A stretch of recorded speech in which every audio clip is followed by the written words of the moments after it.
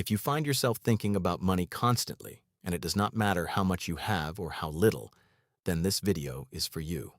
For a lot of people, the thinking about money has almost nothing to do with the actual dollar amount. People who have very little think about it constantly, but so do people who have more than enough. The account balance changes. The thinking does not. And when that happens, when someone looks at their life and realizes that the worry has not gone away even when the circumstances improved, that is the moment they start to suspect that something else is going on. They are right. Something else is going on. What we are really talking about is a nervous system that learned at some point that money meant safety. Not comfort, not luxury. Safety. The kind of safety that is about survival, about stability, about whether the people you love will be okay. Neuroscience has a name for what happens when the brain links something in the environment to threat. It is called threat conditioning, and it is one of the most durable things the human mind can do. When the brain decides that a certain thing, a certain situation, a certain feeling of scarcity, a certain loss of control, is dangerous, it builds a monitoring system around it, a surveillance loop, and that loop runs constantly, quietly in the background, scanning for signs of the threat. The loop is not irrational. It was built to protect.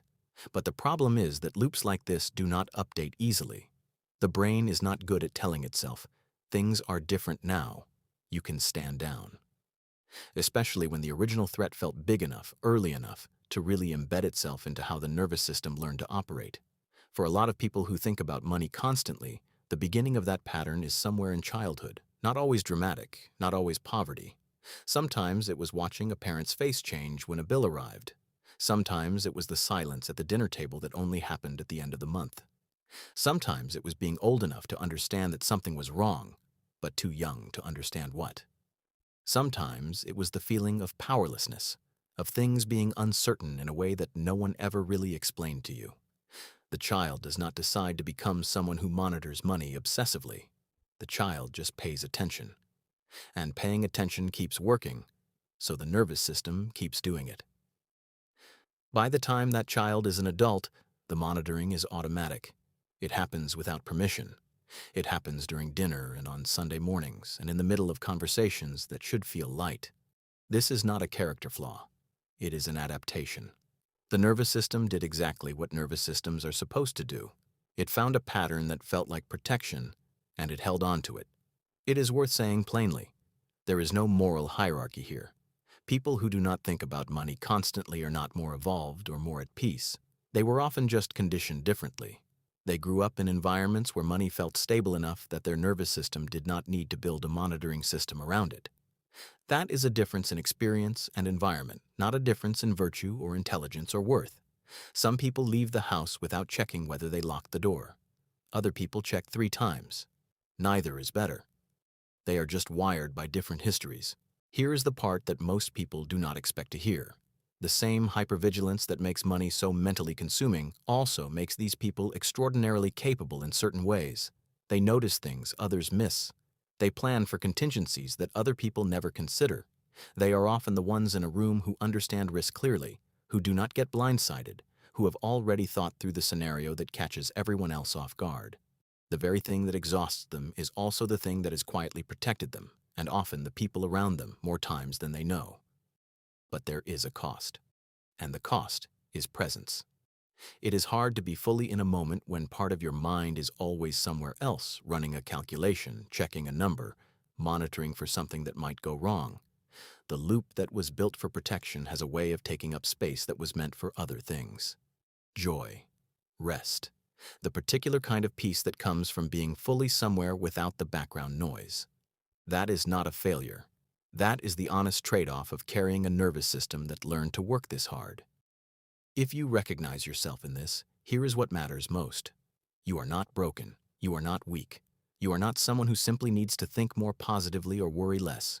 What you are is someone whose mind built a very sophisticated system a long time ago, under conditions that made that system make complete sense.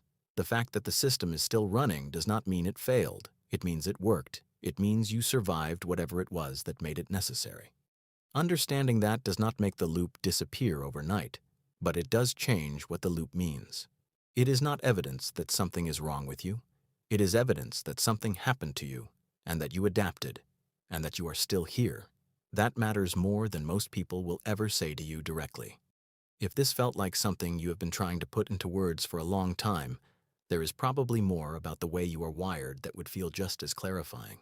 The way you handle uncertainty, the way you respond to conflict, the way your body reacts before your mind is caught up. These things are connected, and they all trace back to the same place. There is a lot more to understand about how you work, and most of it makes a great deal more sense than you have been led to believe. And for a long time, that is where most people stop. They understand the loop a little better. They feel slightly less ashamed of it. But understanding why something exists does not automatically make it hurt less. So the quieter question becomes, is there a way to carry this more lightly? The answer is yes, but it does not come from where most people expect. Here's what's actually supported by psychology and neuroscience when it comes to quieting that loop. 1. Scheduled money time. Instead of letting money thoughts intrude all day, you give them a container. 20 to 30 minutes same time each day or week where you deliberately look at your finances. Outside that window, when a money thought comes, you tell yourself, I'll deal with that at my scheduled time.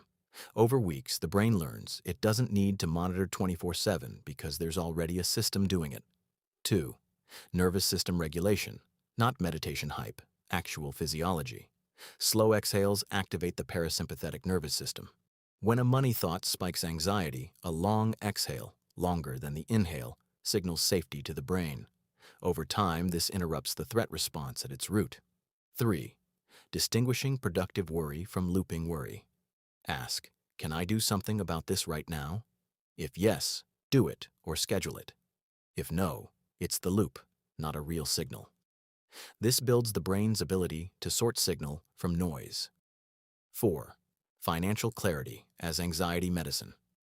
Counterintuitively, many people avoid looking at their finances because it feels scary, but avoidance feeds the loop.